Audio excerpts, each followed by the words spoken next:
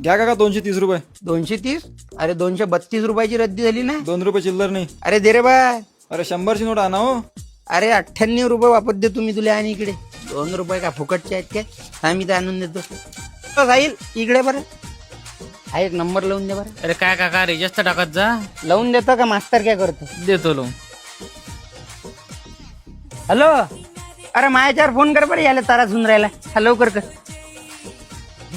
ओय ते बन्यान फाटली एवढी शिवून घे बरं. अरे ते शिवता का नवीन घेऊन या ना. आता अंदर घाला लागते ना. लोकायला थोडी दाखवा लागते.